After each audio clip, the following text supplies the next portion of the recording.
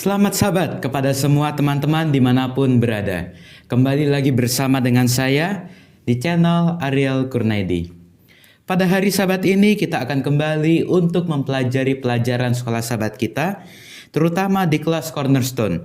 Dan pada hari sahabat ini, pelajaran kita sudah tiba di pelajaran yang ke-6 dengan satu judul, yaitu semua orang melakukannya.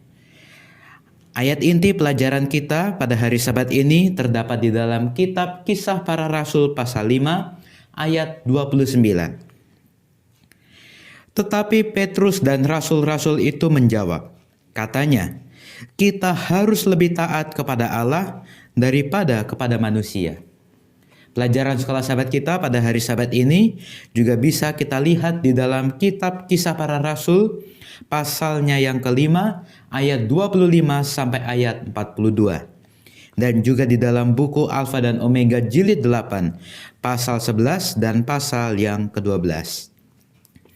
Teman-teman semua, buku Roh Nubuat di dalam buku Alfa dan Omega jilid 8 halaman 214 sampai dengan 215 mengatakan sebagai berikut. Para pangeran penganut pembaruan telah berketetapan membuat pernyataan pandangan mereka dengan bentuk yang sistematis, dengan bukti-bukti dari Alkitab untuk disajikan di hadapan mahkamah. Dan tugas untuk menyediakannya diserahkan kepada Luther, Melanchthon, dan rekan-rekan mereka.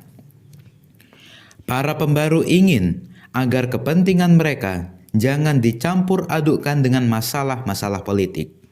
Mereka merasa bahwa reformasi tidak akan menerima pengaruh lain selain dari firman Allah.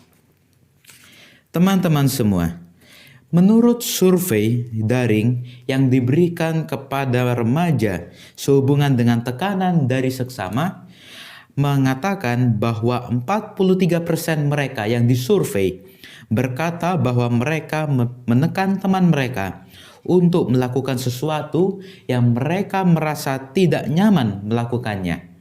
Dan 41% yang lain berkata bahwa mereka telah mengejek seseorang yang sebenarnya mereka suka hanya karena teman-teman mengejeknya. Namun tekanan dari sesama dapat bermanfaat untuk hal yang positif. Mereka yang disurvei, lebih dari 37% berkata bahwa tekanan dari sesama berlaku untuk keduanya, tergantung pada saat situasi dan kondisinya. Teman-teman semua, pelajaran sekolah sahabat kita pada hari Sabat ini menceritakan tentang rasul-rasul yang pada saat itu mereka ditekan oleh keadaan di sekitar mereka, terutama oleh mahkamah agama. Pada saat rasul-rasul ini sedang mengajar di tempat-tempat ibadah, di rumah-rumah ibadah. Kemudian tentara-tentara menerima kabar bahwa rasul-rasul ini sedang mengajar di tempat-tempat ibadah.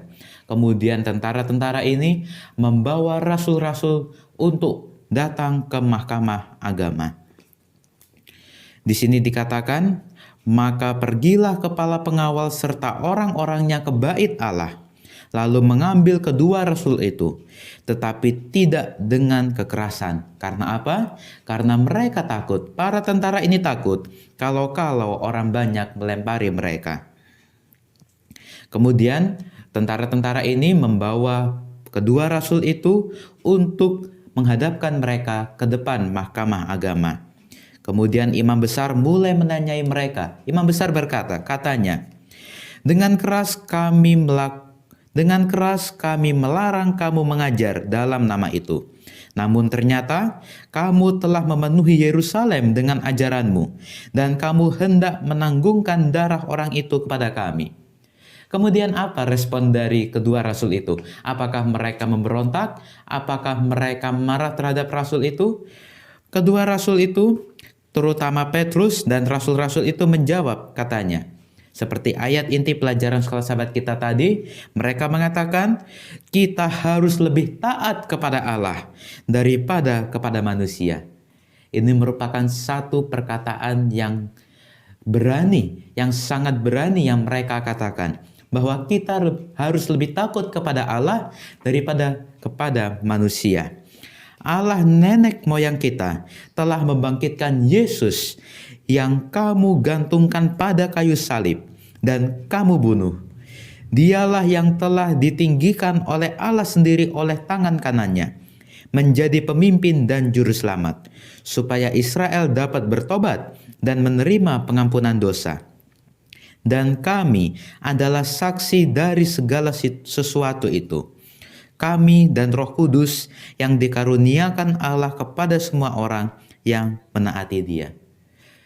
Perkataan kedua rasul itu sangat berani. Mereka sangat berani mengatakan itu di depan mahkamah.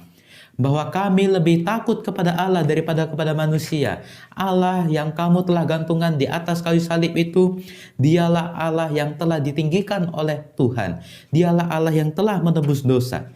Ini merupakan satu hal yang tidak semua orang berani lakukan di depan mahkamah agama. Kalau mungkin di depan sesama manusia, di depan sesama murid-murid, atau di depan kepala pengawal pun itu mungkin masih bisa dilakukan. Tetapi ini di depan mahkamah agama, di depan kepala imam besar, kedua rasul itu mengatakan hal yang seperti itu. Namun mereka tidak takut.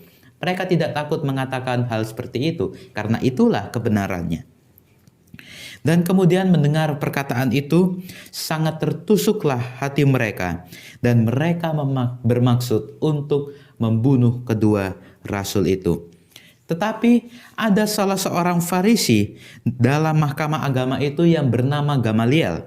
Seorang ahli Taurat yang sangat dihormati oleh seluruh orang banyak.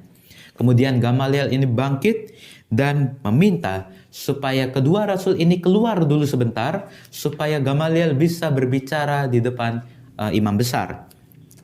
Dan sesudah ia berkata kepada sidang, Gamaliel ini berkata, "Hai orang-orang Israel, pertimbangkanlah baik-baik apa yang hendak kamu perbuat terhadap orang-orang ini. Sebab dahulu telah muncul si Teudas yang mengaku dirinya seorang istimewa, dan ia mempunyai kira-kira 400 orang pengikut. Tetapi ia dibunuh dan cerai-berailah seluruh pengikutnya dan lenyap. Sesudah dia datang juga penduduk, yaitu yang bernama Yudas, seorang Galilea. Ia menyeret banyak orang dalam pemberontakannya, tetapi ia juga tewas dan cerai-berailah seluruh pengikutnya." Maksud perkataan dari Gamaliel ini adalah biarkan sajalah kedua rasul itu. Toh kalau ajaran itu berasal dari manusia atau berasal dari yang lain, itu juga tidak akan ada gunanya. Tetapi jika yang mereka ajarkan itu berasal dari Allah, itu sangat berguna. Kalau yang mereka ajarkan itu berasal dari Allah, kamu tidak akan dapat menyelenyapkan orang-orang ini. Mungkin ternyata juga nanti bahwa kamu melawan Allah. Dan nasihat dari Gamaliel itu diterima oleh orang banyak pada saat itu, oleh mahkamah agama dan oleh imam besar.